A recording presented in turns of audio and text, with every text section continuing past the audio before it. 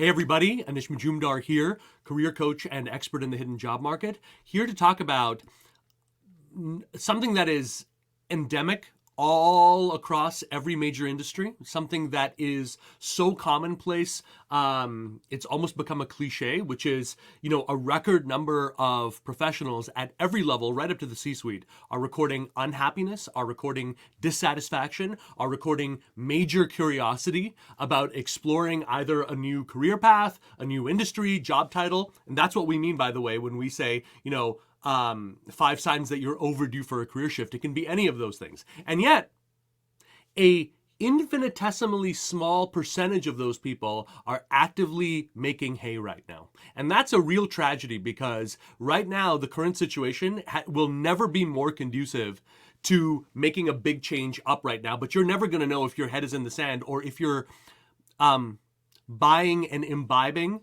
the junk food that passes for solid career decision making in most of the cases. So I want to be a little bit of an antidote towards that if I can. And if I can inspire you to take a risk right now, the right type of a risk, so much the better, okay? Because what's out there right now, and I want you to hear me, look at what you're finding in the job posting world. Multiply that by a factor of 10, by a factor of 12, to get a real sense of how much opportunity is out there for you if you're willing to get a little creative right now. All right, that's what I specialize in. That's what me and my team specialize in. So before we get into it, what I would certainly say is it would really help me out. Take a second, hop over to LinkedIn. If you're not on there, I don't know what the hell you're doing. If you're serious about moving forward in your career, it is channel number 1 these days.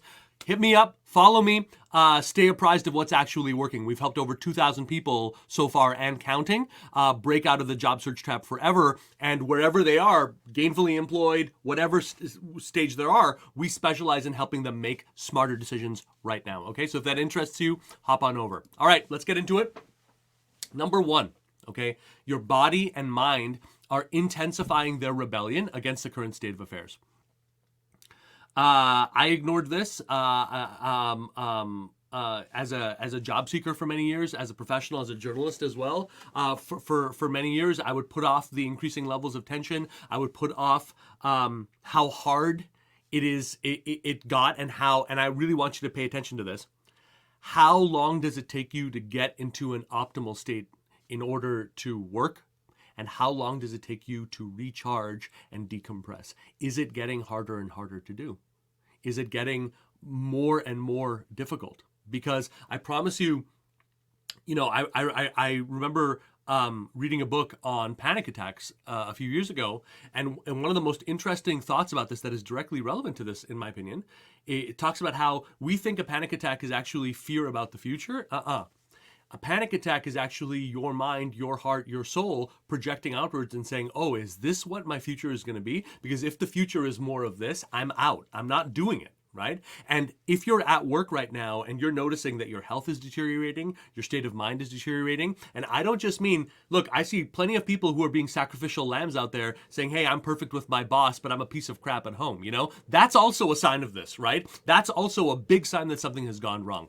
If that is happening, it is a clear sign that your mind and your body is trying to tell you something that you are not listening to. And what it is saying is that the current state of affairs cannot work for us, okay? And if you're not going to listen to my mind, if you're not going to listen to my body, watch while I start tearing down other parts of your life to make you listen, to force you to listen. And I'm saying that because I didn't, and it went into a period of massive burnout where I couldn't work for massive periods of time, right? So listen to this. Don't ignore this. Stop listening to the garbage American idea, okay, of powering your way through. This moronic, puritanical way of thinking obviously doesn't work, okay? It is meant to chew you up and spit you out. So number 1, absolutely, I want you to really ask yourself right now, don't just watch this video.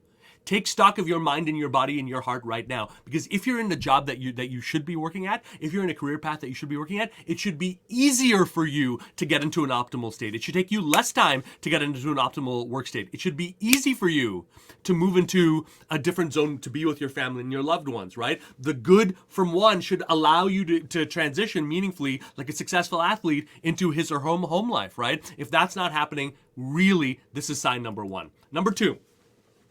You are constantly self-justifying the situation in terms of things like hard metrics, right? So the job makes you feel like crap, okay? The job is abusive. The job is prioritizing those aspects of what you do that are the low-level aspects, that are not what you want to be focused on, and you will never be respected for those things. So every time I come up with that, I almost, and I've worked with people who have literally a cheat sheet next to their office, right? Just remember, you're making 30% more than the range here. Just remember, no one has the kind of hybrid balance. So if you get reamed out every Monday, like one of my clients did, that's a fair price to pay. You know what I mean? What are your justifications? And I really want you to look at them, right? What have you been leaning too hard on, right? Because compensation should not be, at the end of the day, a replacement for things. Compensation is a two-way street. It's not just a favor for you. When I say, okay, I'm willing to pay you top dollar, I'm also honoring that level of challenge within my company, right? I'm raising my own level of looking at it. It's not just me doing you a favor. So what have you been leaning on here, right? And to follow up on that, what has it been covering up for? Is it the boss? Is it the lack of growth? Is it the lack of opportunity? Is it the fact that the strategic priorities of this company are fundamentally different than where you are, right? What are you hiding through the self-justification? Just for a moment, I want you to lay that aside and say, if I didn't have it, is this job continuing on? Is it worth it, right? And I really want you to ask yourself that, okay? Number 3. We mentioned this a little bit in point number 1, but let's focus on this for a second. Optimizing your work life and your personal life seem like completely different tasks, often at odds with each other. I remember I was working a job, I'm not a hardcore salesperson. I wouldn't call myself that, but I was working a hardcore sales job many years ago. And I remember I was good at that work, but the thing is, the things it brought out of me and the things that it required me to do it were so damaging, because you can be good at something and still have it not be in line with your nature. That's just the truth of it, right? And this particular job, this particular opportunity was just not one. It's ironic because I work with sales professionals as a coach all the time, but being one, if anything, it just gave me a sense of how difficult and challenging it can be, but it really just was not there. So every time I tried to optimize that work, I had conflict in my personal life. Every time I said, hey, you know what? Work can take a back burner here. I got to focus on my loved ones. Boom, I'd find myself in trouble for underperformance there. I felt like I couldn't win. Like any step that I took was going to be a mistake. So ultimately, I just felt frozen in a state of non-optimization across all angles, okay? And I really want you to ask yourself, what's required here? Take a look at the most successful people in your company. Ask yourself, do you want to be these people? Right? What is being required of them, right? One of the clearest signs of a toxic environment are when people talk about massive game-changing sacrifices as though that's just the way that it is. It is not just the way that it is. I don't care if you're in finance, name the industry, okay? There are good players and there are bad. There are good people that you want to partner with, and there are toxic pieces of crap that you need to run away from as quickly as possible to prevent infection, okay? So I really want you to ask yourself, right? Can you do it? Is there a pathway for you to optimize both? Because again, if you're in the right situation professionally, this should get easier and easier and easier. Doesn't mean the job gets easier. The ability to surf the different waves of your life should get easier as you become more successful and capable, and that belief keeps running in. If not, it's going the opposite way, okay? 2 others. Simply not enough growth potential when you look at the road ahead. Generally speaking, for high performers, for almost anyone, if you don't have a minimum of 20%, but really ideally somewhere between 30 to even 40% of your job as being new, as making you somewhat nervous because you're not really sure whether you can do it or not, it's unlikely that you're going to maintain interest. So I really want you to ask yourself, jobs run their course. And real professionals, real high performers, they know when to call it quits. They're not falling under the illusion that, hey, just because I'm working with company A, I'm like my dad. You know what I mean? I'm spending 30 years at this one company. That's not what you're here to do. You're here to make a level of strategic impact. You're here to stand for the level of change that you believe in, right? And you're going to go as far as you think is productive to go with this company, as far as it makes sense. But also, it's up to you to understand, hey, you know what? We did the majority of the change here. And I also understand that the way that this is going, I can innovate as much as I want in biotech with me and my team, but you guys are running this show where 92% of the income comes from 2 things. It's not going to happen. We are never going to be seen as anything more than a niche thing. This is a reason for me to leave, right? So I want you to ask yourself, how much growth potential do you really see?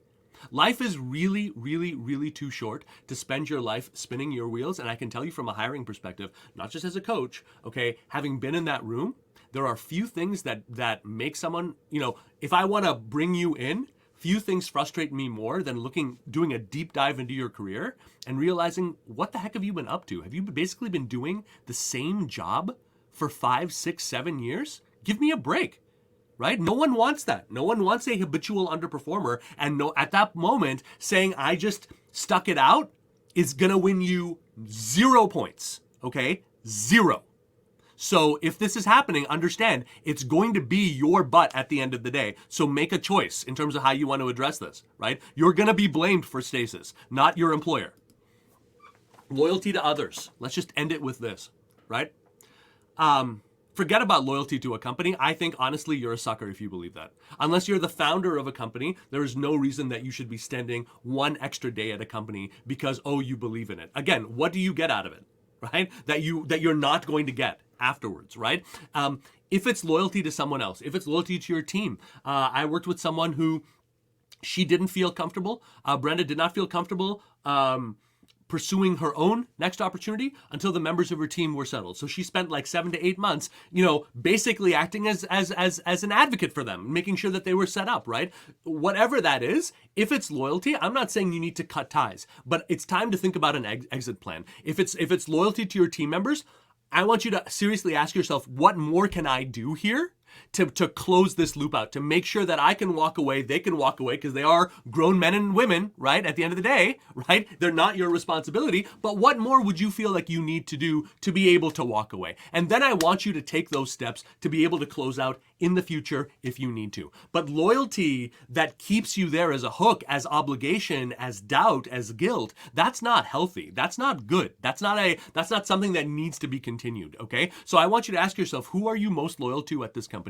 Why are you loyal to them? And if you feel like you owe them something, what is it that you owe? And what concrete steps can you take when it looks at the next 3, 6 months, year max, to close this out? No one at your company is worth more than that. And I don't know who they are. I can tell you, no one is, okay? So act on it if you're serious about it. This is coming right from the zone of those who are committed. Don't act on it if you want to stay exactly where you are.